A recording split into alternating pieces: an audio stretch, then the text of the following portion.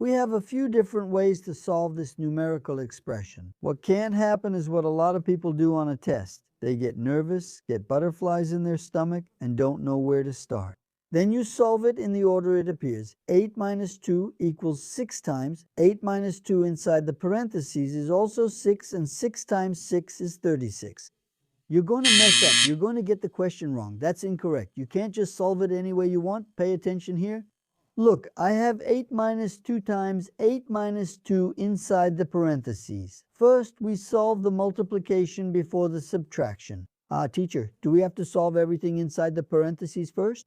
Well, I'll show you two ways for us to solve it. First, by solving everything inside the parentheses first. So, I'll repeat, 8 minus 2 times 8 minus 2 inside the parentheses 6, so it will be 6, okay? So it's 8 minus 2 times 6, 12, and 8 minus 12 different signs. 8 is positive. We use the sign of the number with the greatest absolute value. The greatest here in absolute value is 12. So we use its sign and subtract the smaller from the larger. 12 minus 8 is 4. So 8 minus 12 is negative 4. Whoever got negative 4 there nailed this problem.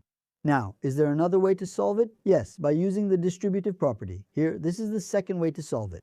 Second way, I have 8 minus 2 times 8 minus 2 inside the parentheses. First, we solved everything inside the parentheses, then multiplied. Now I can multiply here using the distributive property. I'll repeat, 8 minus 2 times 8, 16. 16. Now be very careful. Be careful at this point here. Minus 2 times 8 minus 16, okay? Now minus 2 times minus 2 gives plus 4. Minus times minus is plus. So it turns out like this. Am I good? So you'll need to solve it, which means more work and a higher chance of mistakes. Look, 8 minus 16 is minus 8, so it'll be minus 8 plus 4, and minus 8 plus 4 equals minus 4. It's the same answer we found, all right? So we have two ways to solve it. I think the first way to solve it is easier. What about you? Did you like the first way or the second? Let me know in the comments. Well, we've reached the end of another explanation. If you enjoyed it, please like the video to support the Professor Robson Lyers Mathematicamente channel. If you haven't, consider subscribing to the channel.